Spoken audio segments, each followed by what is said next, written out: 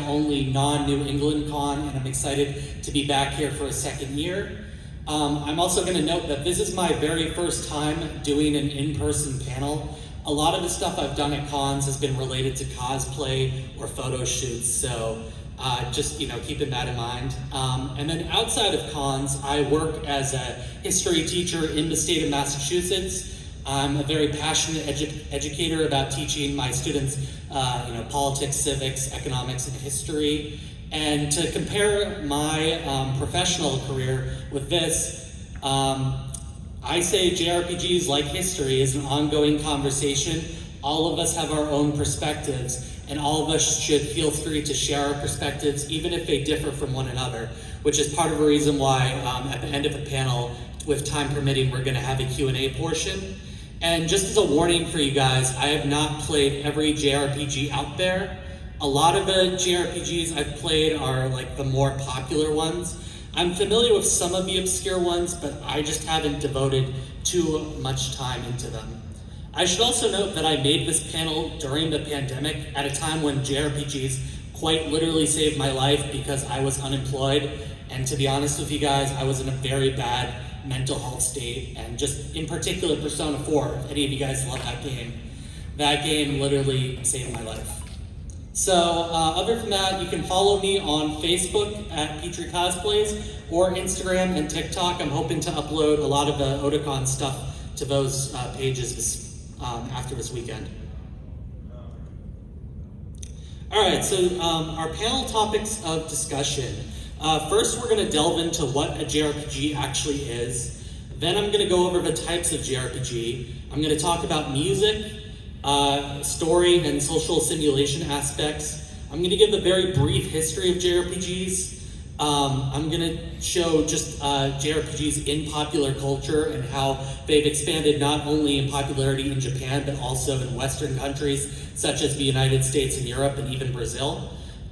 Game recommendations, and then finally, with time permitting, there will be a Q&A. As you can see on the left-hand side at the front, there is a mic, so when the time comes, if you guys want to ask a question or give your perspectives, you can just line up over there.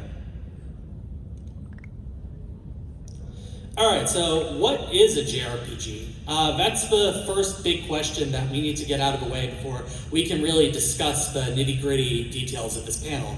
But a JRPG is a genre of role-playing games created and released by Japanese companies.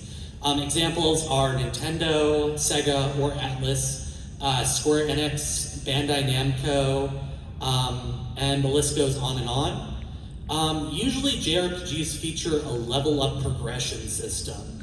So there are a lot of games out there, that people would consider potentially JRPGs that ultimately are very hard to debate. So for example, the Legend of Zelda series doesn't have a level up system itself, but it has a lot of the traits of a JRPG. So for example, collecting items, gaining new weapons, that kind of thing. But the way I've grown to understand JRPGs is that oftentimes they feature a level up progression system. And yes, I know there's a lot of other games like that aren't classified as JRPGs, but ultimately the level up system works with the stats, so party members will gain new abilities through experience points. There's variation in the types of JRPGs. There's traditional action or hack and slash JRPGs, there's tactical role-playing games. There's even JRPGs out there based on Musou games, for example, maybe even the Samurai Warriors or Dynasty Warriors, where they may have a level up system and they may be considered part RPG but part of another genre. Notable examples, which hopefully you all know, are Final Fantasy, Pokemon, the Tales of series, Kingdom Hearts, and Fire Emblem. So first, delving into a traditional JRPG. Examples of these are Pokemon and Dragon Quest, as you see on the right. These feature a battle system in which the main character and party members each take turns in combat. So oftentimes it will be, for example, in Pokemon, you'll use your Pokemon and do a move, whether it's fighting or changing Pokemon or changing items in your bag. And then other than that, you don't, after your turn, it's the enemy's turn. So it's like a back and forth system. There are multiple menus for the player to choose commands from, and these include magic or MP, mana points that can run out, the attack command, which is generally basic attacks. So in Pokemon, this would be like Scratch or Tackle. Items, which most games have healing items such as elixirs and potions. And then oftentimes there's a retreat. In Dragon Quest, it's a flee option where you can run away from battle. If you do that, you won't gain experience points. And some games, even like, in Pokemon, if you have an underleveled Pokemon and you try to run away, it will be difficult to run away if the opponent's or if a wild Pokemon, for example, is higher level than you. And you also can't run away in the case of Pokemon when there is a battle with a trainer. The system that determines your health are hit points or HP. And this is how much health you have. You can restore your health, but obviously if your opponent or you get to 0, then you're dead or you faint. And then MP or magic points determine how much your character can use their abilities. So in a lot of games, oftentimes this is mana. In Pokemon, it's PP. These would be moves like fire, water, electric. In Fire Emblem, for example, like Floron would be an example of that move. So just like the different types of moves your characters can use. Okay, so the next genre is action RPGs, and action RPGs are also known oftentimes as the hack and slash games. So these oftentimes feature fast-paced, real-time action gameplay in combination with role-playing game elements. So unlike traditional and even tactical RPGs where the game feels a bit slower, in the case of tactical RPGs, which I'm going to talk about next, they feel a lot like playing chess. Action games are real-time action. Essentially, think of playing like Devil May Cry or God of War, games like that, where you have to attack on the spot. The game is all about your reflexes, and if you can't be quick enough, you're going to die. I can't tell you how many times I died on the Sephiroth boss in Kingdom Hearts 2, but yeah, good times. So examples of these are Nier Automata, Kingdom Hearts, which I just mentioned. Final Fantasy has been experimenting around with the different genres. So for example, Final Fantasy VII Remake and Final Fantasy 15. For those of you who are familiar with those games, those feature more action-like gameplay. But a lot of the older ones like Final Fantasy 1 through 7, 8, 9 feature more of a traditional type of role-playing. Final Fantasy has been experimenting for years. Xenoblade or Xenoblade Chronicles, Bloodborne, and Ys. Even Dark Souls can be classified as a JRPG. That one's an action JRPG too. I mean, for those of us who know Dark Souls, it's pretty obvious. You gotta, it's all about the pattern, and it's so easy to die in that game. The game basically advertises itself on your death.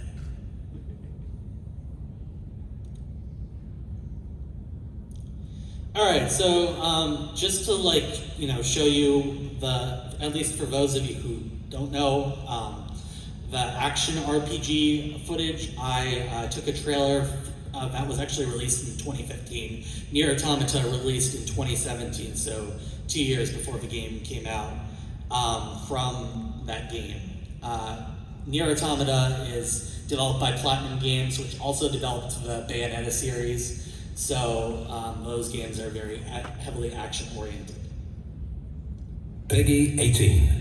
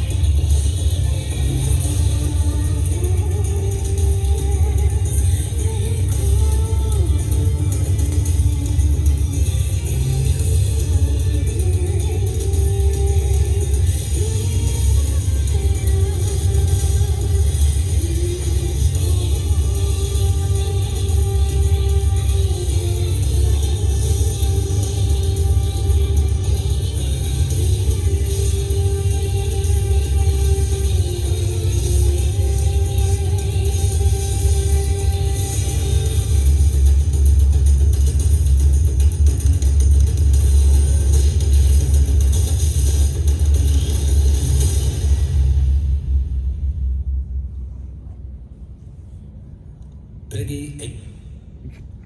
So yeah, I'm not trying to promote Nier Automata, but that's just an example of an action role-playing game where the gameplay is very action-oriented and very real-time, quick-based gameplay. And then finally, we have tactical role-playing games. And these are games that play like tabletop games, so chess, checkers, battleship. Essentially, how they work is that essentially instead of controlling one or like a very small party of units, like for example in Dragon Quest, you can usually have like up to 4 units on the battlefield at a time. Fire Emblem, I'll just use that as the main example, but Disgaea and Valkyria Chronicles as well. They oftentimes have you control armies. And armies consist of many different types of party members. So for example, you may have a mage, you may have lancers, you may have cavalry, you may have lords or swordsmen. And essentially you take turns controlling your army. Obviously, you can heal up, you can attack, you can do whatever. And then after it's your turn, enemies will, send their units to attack you. The games, unlike general role-playing games or like the more traditional ones, are very centered around unit placement, knowing who to place with what units. So for example, in Fire Emblem Awakening, there's a pair-up system where if you pair 2 units together and have them fight with each other, they'll grant each other stat bonuses. So yeah, essentially those are how tactical role-playing games work. Oftentimes you have to think ahead. You have to, instead of thinking right in the moment, you have to think about like, if I do this action in 2 or 3 turns, what will happen to my units? Will they die if I potentially make this decision? Will they get a crit hit? Will they attack successfully? What will happen? And in Fire Emblem in particular, this is very important because some of these games have permadeath, especially the older ones, where if your units die, they will stay dead for the remainder of the game. The only way you could fix this in the olden days, for example, if you're playing Path of Radiance on a GameCube, is if you reset the entire game and reset the map that you're playing on. I can't speak as much for Disgaea or Valkyria Chronicles, but that is an added aspect to tactical role-playing games that I've noticed. And I think that really does hone in the point of you are controlling an army, and it really raises the stakes of in Pokemon, they faint, so they're not actually dead. You could just take them to a Pokemon Center. But in games like Fire Emblem, or really any other RPG for that matter, once you're dead, it means a death.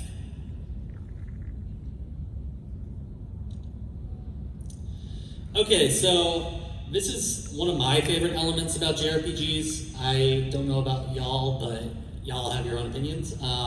So the music of JRPGs.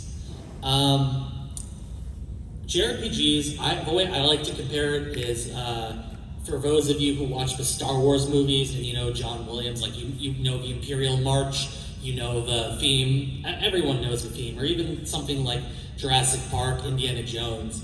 JRPGs in Japan are often treated, or at least the musical production, are treated like epics. So, an epic tale sets, a unique and diverse, location, gameplay, whatever you're in. So, for example, if you're in a fight, the music will be more upbeat. If you're just, traversing the landscape, usually the music will be more quiet and solemn.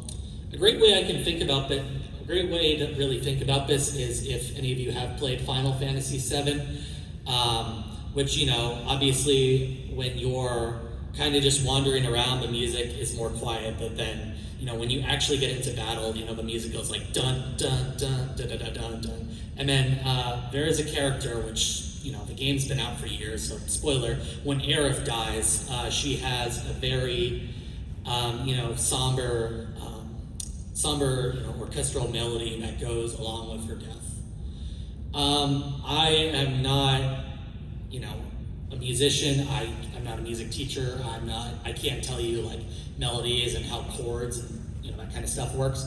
But I can say that, in terms of musical production, JRPGs are oftentimes known for it. And I'm sure you all are thinking of songs that you've heard of as well. Notable artists include Nobuo Uematsu, Yoko Shimomura, and Shoji Meguro. Nobuo Uematsu worked on music for Final Fantasy. Yoko worked on the music for Final Fantasy and Kingdom Hearts. And then Shoji Meguro worked on the Persona series. Now, also talking about music, not only can music be more somber orchestral pieces, but by show of hands, how many of you have played the game The World Ends With You? Great game, yeah.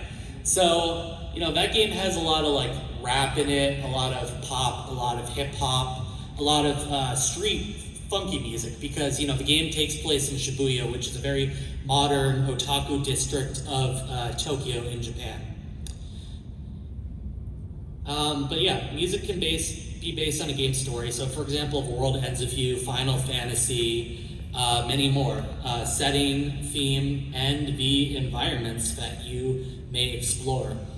On the picture to the right, because JRPG music has become so popular, there have been concerts made around different series. So for example, in Japan, they have what's called Persona Live, where a lot of the Persona musicians come together and perform music from the different Persona games. In the United States, we have Kingdom Hearts World of Trace. Speaking from New England, I don't know if they've been in New England, but I know they were in New York City, where an orchestra, like a big live orchestra, will play Kingdom Hearts music, and they'll have footage from the Kingdom Hearts game on the screen. And then Final Fantasy also has their own concert as well. So to give you a little bit of a taste of the concerts in the West, and surprisingly, this is from 1991, which is the year Dragon Quest IV came out. In order to promote the game, Enix teamed up with the London Philharmonic Orchestra, and this is them performing the Dragon Quest Overture. This is a very famous theme, one of the most notable JRPG songs out there. And I'll say that if you haven't played a Dragon Quest game before, unlike a lot of games that have oftentimes tried to switch genres or tried to switch the flow, Dragon Quest has remained mostly the same in terms of its gameplay, its environments, its more medievalized or fantasy, high fantasy setting.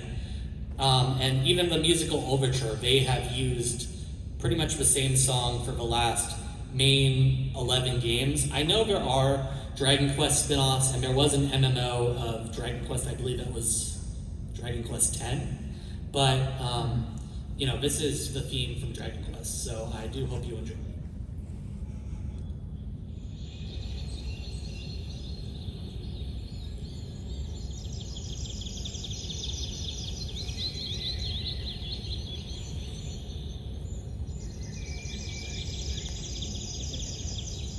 And yes, this was filmed at Warwick Castle.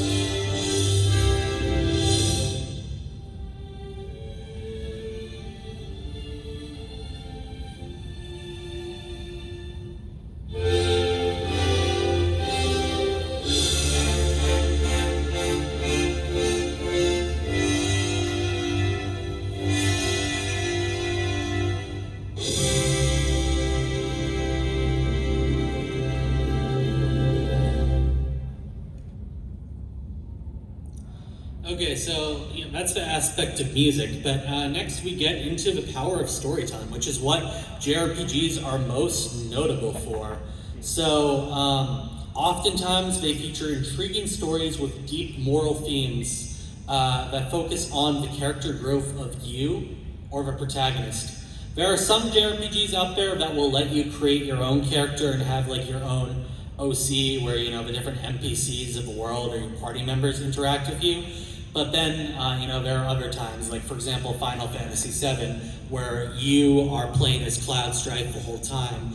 Oftentimes there isn't much decision making. You kind of just go along with what Cloud does, but you can make the decisions of what party members you want to have in your squad and that kind of thing, what materia you use. I do like the picture on the right because I've pretty much seen this in every JRPG where usually you have some dude with a sword.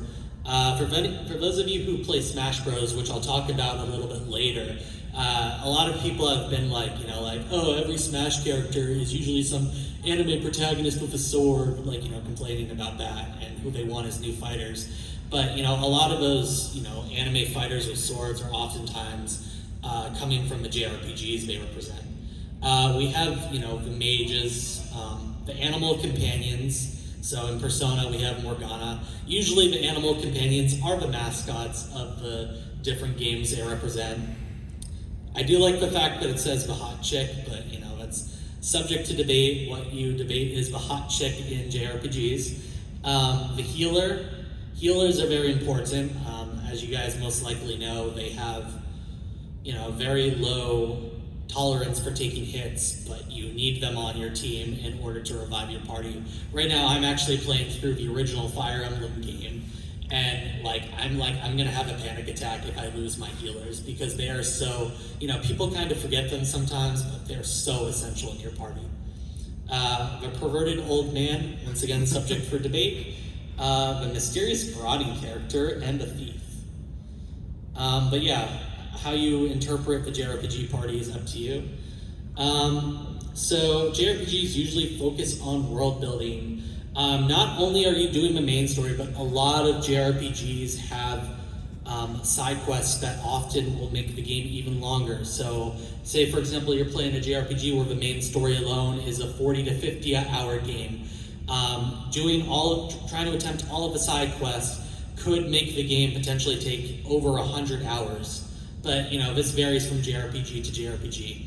I like to tell people that playing JRPGs is literally like signing a contract with your life. Once you're in it, you're devoted. You have to invest so much time into it. These aren't pick up and play games like Smash Bros or rhythm games like Project Diva. These are games that will take a lot of your time and a lot of your energy out. So yeah, the world building often comes through the main story itself, side missions, communicating with NPCs. There are games with varied dialogue options such as Persona 5 and Fire Emblem Three Houses, where you can form bonds with different characters. I'll talk about that in a little bit. And then there are the different side missions. Some of them can be very basic, and some of them can be more complex. I saw a meme one time on the internet that was JRPG when you start, kill some rats that are in my house. JRPG when you end, kill a god. JRPGs just progress that much. It's kind of crazy. Many stories feature good versus evil elements. Oftentimes you have a protagonist versus an antagonist. That utilize oftentimes different themes from world mythologies or religions. Once again, I'm going to Persona here. A lot of the personas out there are based on different mythological figures, sometimes from from Abrahamic religions such as Christianity, Islam, or Judaism. But personas even take from Hinduism, Buddhism, Shintoism. For those of you that are into anthropology or different cultures, just seeing how JRPGs use elements not only from Japanese culture but from different world cultures as well is really neat. A lot of stories are often based on a medieval fantasy or modern setting. And when I talk a little about the history of JRPGs, a lot of them did start out with like, the stereotypical, knights, mages, like think like, Knights of a Round Table, like King Arthur type time period with dragons, wizards, whatever. And now they've progressed to be modern, so JRPGs could take place in a city in the 2010s or 2020s, for example. And I think, just the stories even hit home for games. Like, stories are not just about you and your growth, but, you're learning about the growth of different characters as you go. And that takes me into my next point, which is social simulation. Which, the most notable examples, once again, I'm going to use are Fire Emblem and Persona. I'm sure there are many other games that have this, or the quote-unquote visual novel aspect. So, fans either love or hate these. At least from what I know, fans really love the social simulation aspects. Everyone I know always talks about who's their husbando or waifu. Even I have my own favorite waifus. I could do a panel on that, but I'm not going to bother. And throughout the game, you'll be able to develop relationships with different characters. So, for example, in Fire Emblem, which I mentioned earlier, in the newer ones, so Awakening Fates and Three Houses, you can pair up units, and if you pair up units, they'll gain stat boosts over time, but if you use them long enough, they'll be able to have what are called support conversations with each other. And essentially, a support conversation can start out with like a C rank, go to B, A, S. And once you get to S, that means marriage. So in the picture on the right, you see Frederick kissing the hand of Robin or you, the protagonist. And that would be the case of if you leveled up enough with Frederick. One thing I like about Awakening and Fates in particular is that in those games, you can, you can have your units pair up, like the CPU units, not just the protagonist and some other character, and they'll be able to have kids, and the kids will, you'll have to get them, but they can be added to your party, and they'll share the traits of the mother and father units. So for example, if you have a mom that's an archer and a dad that's a Pegasus Knight, for example, that kid will be able to become an archer or Pegasus Knight or share the traits of their parents, which I think is really cool. And then another game which I love for doing this, everyone asks me why I love the Persona series so much and why I'm so obsessed with it, but like honestly, just the way it is done in Persona hits home for me. Essentially what happens in Persona is part of the game you play as, or at least Persona 3, 4, 5, you play as a student who's in high school, and part of your life is you're going out about your day being a high school student. Maybe you're taking on different requests and building up your time with the different side characters. And then the other part of the game takes place in the dungeon. For example, in Persona 5, maybe it's like Mementos, for example, where you're just dungeon crawling and fighting different enemies. And in Persona in particular, because different personas, think of it like Pokemon, where you kind of collect them, level them up, they all have different abilities. Persona has this feature called Persona Fusion, where you can take personas from different arcanas. And yes, I know this sounds a little confusing unless you have played the game, and you can fuse them. So for example, you can form a bond with a character that's of the Hermit Arcana, for example, and that will level up your Hermit personas. It will make you be able to gain more experience or have a higher chance of gaining new abilities in Persona Fusion. Persona, like Fire Emblem, is another game that includes the romance element.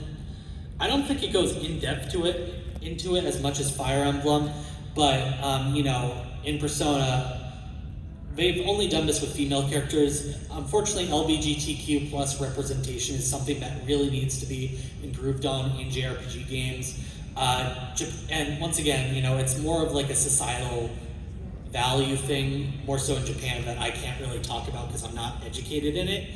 But, I can tell that Japan is making slow progress towards it. So for example, in Fire Emblem, you can have gay or lesbian shippings, but in most JRPGs, you have to date someone of the opposite sex. So in Persona, With the men, you can, rank up with them in your social stats, but you won't, you may not, you won't be able to romance them. The girls you will, and in Persona 5 in particular, a really funny thing is that if you can actually romance all of the girls in the game. A lot of JRPGs only let you romance one girl, but there's a little Valentine's Day thing at the end of the game where if you romance everybody, all of the girls will come up to you on Valentine's Day and essentially beat you up, call you a two-timer, all that good stuff. And the varied dialogue options is what allows for replayability value. So you can play through Fire Emblem Awakening once, romance with one character, and it just adds that replay value, because even though you know the maps and missions, you haven't seen every little story or dialogue interaction between the characters. Of course, unless you want to be lazy and go on YouTube, but I'd say not to do that. So just a very brief rundown of the history of JRPGs. So JRPGs are actually based on Western role-playing games. Most notably, the Dungeons & Dragons tabletop franchise that's still being played to this day. That game was invented in 1974, and JRPGs started around the basis of that. So having, simplified text for the era it was made. I'm not, computer savvy or technology whiz. I couldn't tell you the history of technology, but I can say that, games like on the right, the Black Onyx, often had simplified text where all you pretty much did was attack, what we were talking about earlier, attack, reviving health, fleeing, that kind of thing. And that was about it. These games were based on simple commands with simple sprites. Success, especially in Japan, because most of these games didn't initially release in the United States right away, were Dragon Quest, which was initially released as Dragon Warrior in the United States, and Final Fantasy I, which released in Japan in 1987. So, during this era, we see the start in Japan of, these role-playing games, putting you in the perspective of a certain character. And this genre really started to pick up, and most of us, if we didn't grow up in this time period, most of us know JRPGs from this era because a lot of them became notoriously famous. In the 90s, we had the success of many popular JRPG franchises in Japan, the United States, and Europe through 16-bit games on the SNES, or in Japan it was called the Famicom, the Family Computer, and Sony's PlayStation 1. The PlayStation, fun fact, that was the first console that originated CDs or compact discs, so people could fit more data or RAM onto those type of games and make longer games. So a cartridge that you would put in your SNES wouldn't be able to run as much. So I know that Final Fantasy VII has a whole story behind that, where they were going to put that game on the SNES, but they decided to release it on Sony's PlayStation, and the game not only consists of one but 3 different discs.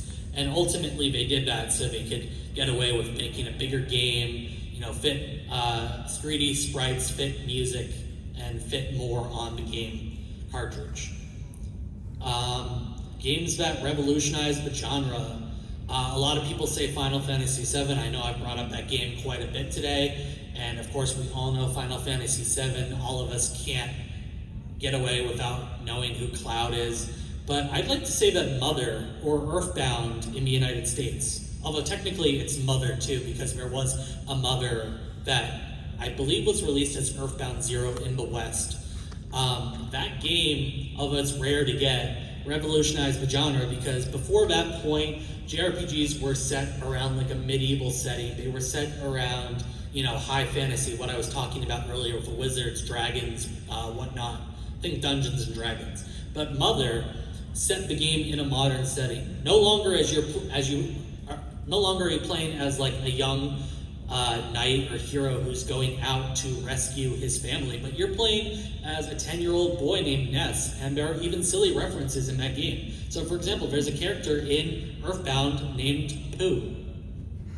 But yeah, that game takes place in cities.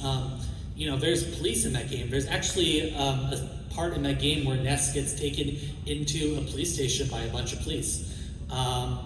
There are many conspiracies about Earthbound out there, like for example, if there is something based on a Japanese cult in that game that I won't get into, but essentially the point I'm trying to hone here is that Earthbound was the first modern JRPG, and Final Fantasy VII really took it up a notch and popularized it.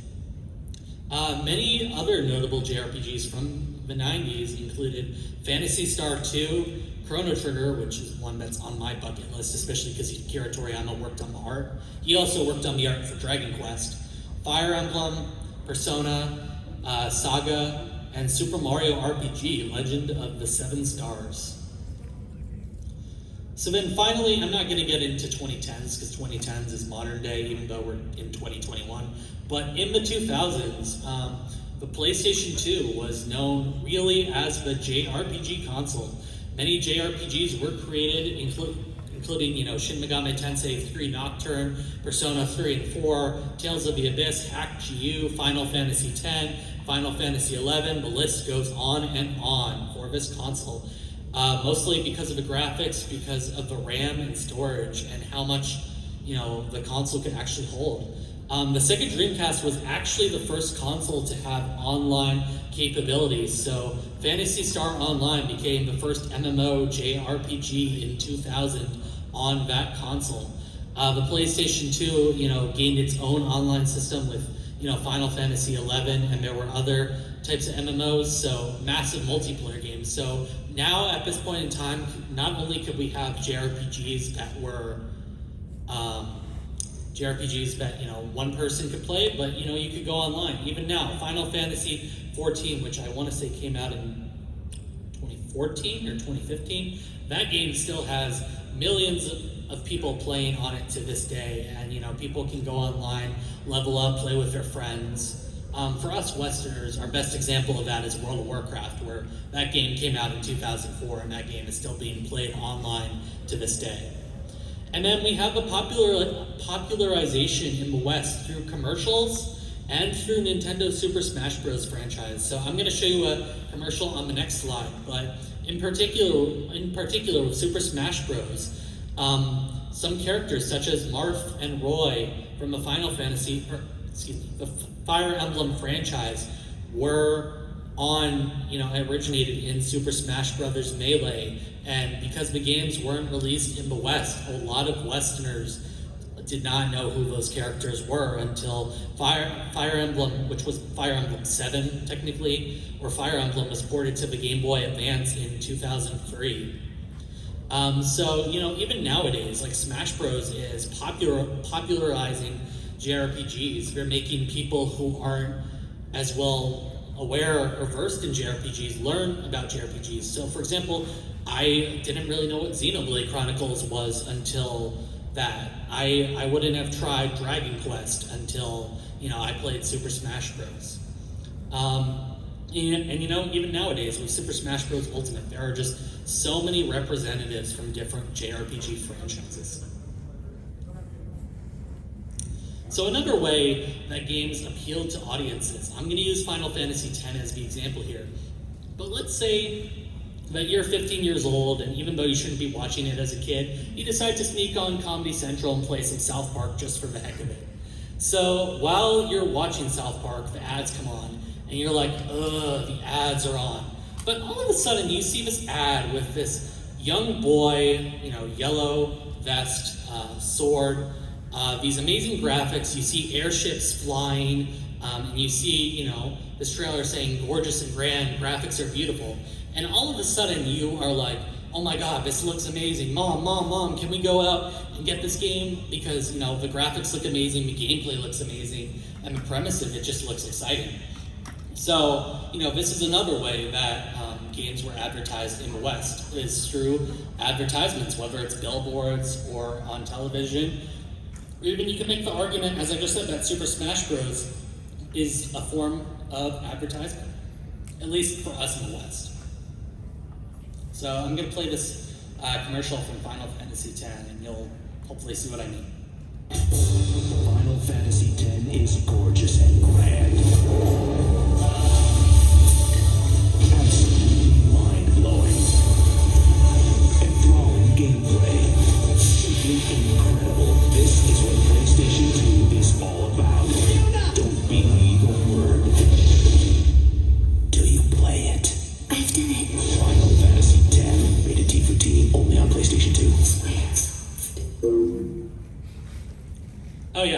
happy 20th anniversary to Final Fantasy X, great game. But yeah, just driving the point home, like, you know, people see like the graphics and the gameplay, and even nowadays that's a lot of what people value in their video games, so they'll see this and they'll go out and get it, and you know, this is a way that JRPGs are more popularized in the West. So, you know, just kind of wrapping up the panel and some other points, JRPGs in popular culture. Nowadays, I don't think you can get away without seeing or hearing about a JRPG. Like, even Disney has hooked on to it with the Kingdom Hearts franchise. So, you know, obviously Pokemon is the most famous example. You know, and on the right here we see that, you know, the Japanese team decided to make Pikachu from Pokemon their mascot during the 2014 FIFA World Cup, the Soccer World Cup in Brazil. On the left, you know, say you're just taking a drive down Los Angeles, California one day in 2009, you're going to see a public advertisement up for Final Fantasy 13. And you're going to be like, whoa, this looks so interesting. What is this? Even now, I'm not entirely sure if this is correct, so I could be stating a non-factual point, but I heard the other day that, you know, when the Olympics started in Tokyo, and they're still going on until this weekend, for the opening ceremonies, they decided to play different music from various JRPG franchises. And when you think about it, you know, like most of the people watching Olympics are probably just like, you know, everyday people. You know, they aren't necessarily nerds. They may be like, you know, people who are parents, like 40s or 50s, and maybe they just watch sports for fun. So now they're hearing this JRPG music for the first time, and they're like, oh my god, I love this music. Where is it from? And they'll learn it's from some game they've never heard of before. So then on the left, we have, you know, Kingdom Hearts, which, you know, crossover between Disney and originally Squaresoft. The two companies merged to become Square Enix. But, you know, just people going in cosplay and taking photos at the Magic Kingdom at Walt Disney World in Orlando, Florida. And then we all know the Pokemon craze. Like, I really don't have to go over this. But, you know, in the West, like, there was a Pokemon musical, Pokemon Live, in 2000 that was playing at the Radio City Theater in New York City.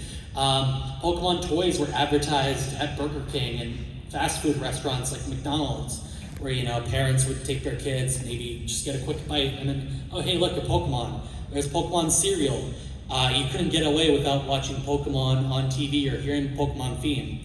The craze was big back then, and I'll be honest with you, I was born in 97, so I missed that late 90s craze, but, you know, you couldn't go anywhere without hearing about Pokemon. And even now, Pokemon Go, that revised that Pokemon craze that was once found more or less in the 90s, and Pokemon to this day is still a popular franchise. But Pokemon aside, there are so many examples of franchises, and even now, when you go out into the con, you'll probably see a lot of different JRPG cosplays. You may not even know they're from JRPGs. And just like, you know, it's home the point. So then finally, or actually, next slide's the last one, but the final point about popularization, especially in the West, is how many JRPGs are represented in Nintendo's Super Smash Bros. Franchise, which most people, you know, if they don't know JRPGs, they most likely know Smash Bros. Or Mario Kart. But, you know, Smash Bros.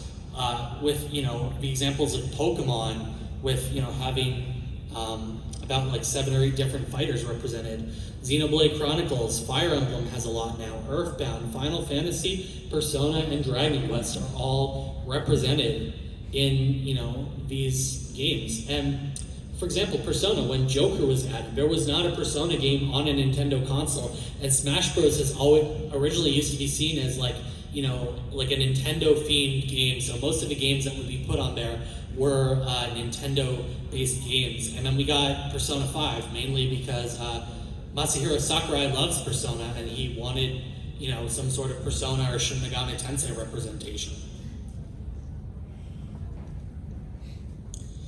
And then finally, if you like JRPGs, I highly recommend you check out these game genres. And also, connecting to the point that these aren't JRPGs, but JRPGs often share a lot of elements, which is why the line can be confusing, such as how I talked about Zelda earlier, and how Zelda has a lot of aspects of an action RPG, even though it is not considered an action RPG. So visual novels in particular, especially if you're very big into story and reading and dialogue and character development. Ace Attorney is my favorite visual novel out there so far. I hope to cosplay from it one day. But Danganronpa is another great one. Those two are murder mystery, but you're learning about the characters as you learn about the different murder mysteries. The Fate series, Fate Stay Night in particular, that's a very adult visual novel, but in Fate Stay Night, the different routes have different heroines, and you get to learn about them. So, for example, one route, you will learn more about Saber. One route, you'll learn more about Sakura Mato, and one you'll learn about Rin Tosaka. All different female characters in the game, and the story is different among the visual novels. Clanad, which I've heard really good things about, but I haven't played yet, and Doki Doki Literature Club, which that one's a Western one, but shares a lot of traits of a Japanese visual novel. And then we have Western role-playing games, so Elder Scrolls is the biggest one out there. I still haven't played Elder Scrolls 5 yet. Everyone's telling me I need to play Skyrim. Yeah, shocked face in the audience. Especially because Skyrim at this point is over 10 years old, and now it's getting re-released for the PlayStation 5 and Xbox Series X. Borderlands, that's a first-person shooter, but in that game you literally level up. Fallout, I haven't played that one yet. Diablo and Assassin's Creed Odyssey and Assassin's Creed Origins all are different Western role-playing games. So, this is me saying that if you like those type of games, play those. And then finally, which is not on this slide, hack and slashes. So if any of you are into Bayonetta, Devil May Cry, God of War, Ninja Gaiden Sigma, all of those games share traits with role-playing games where there is a level-up system where you get new abilities, but those games aren't considered role-playing games. So finally, with the Q&A, and as I said, we have about 9 minutes, so I'll probably only take about 3 or 4 people with time permitting. But, if I could get a few people, that would be great. But all I ask is that, once again, JRPGs are an ongoing discussion. My viewpoint may be different than your viewpoint. And number 2 is that 1 question per person is all I ask. So if you want to come up, the mic is on the left-hand side right there.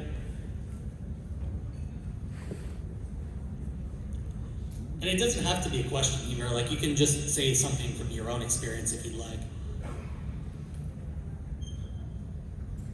Hey, thanks for putting together that presentation. Of course. So, between, as you've described, the elements of Japanese culture and imagination and social interaction, but then also the sort of Western style of gaming with, level 1, level max, so on and so forth.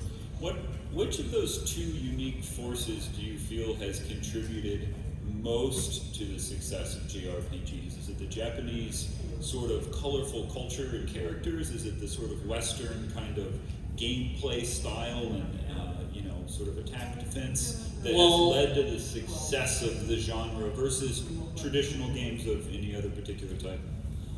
That's a very good question, thank you. And, I think in exploring it, I don't think there's one particular element. I think it's a mesh of the genres. I think it's taking the Western elements, as you said, and combining with them, maybe with a more traditional Japanese experience, the stories, and I think the merging of the genres is what really stands out, because for some people, I don't recommend it, but using Final Fantasy VII as an example, some people may be more into the gameplay with the remake, and some people may be more intrigued into the story. But no matter what, I think there are aspects that anyone can enjoy, and that is why they became so popular, not only in Japan, but also in the West, such as the United States and Europe as well. And then we have the characters as well. A lot of the relatable protagonists are the characters with really cool outfits and designs that people nowadays even love to cosplay when they come to cons like Otakon. What's up? Oh, well, I I heard you were talking about recommendations, so I didn't see anyone come up for questions, so I thought I'd give you a recommendation. Sure. Well, if you're actually looking into it, I'd recommend getting emulators on a PC, like Dolphin or PCSX2 for the PlayStation 2. Yep, I know those. In which case, I'd recommend Batten Kaitos for the GameCube. Which one? Batten Kaitos. Never heard of it, but okay. It's a card-based JRPG, like a literal think Yu-Gi-Oh! Okay. And then also, just because I love punishing people with this horrible, horrible, horrible dub, Arc Rise Fantasia for the Wii. Nice. Yeah, I literally just play it for the dub alone. It's so bad, it's good. I swear. Okay, actually, contributing to your point, on a side note, this is my recommendation, but you do what you want, your own people with your own lives.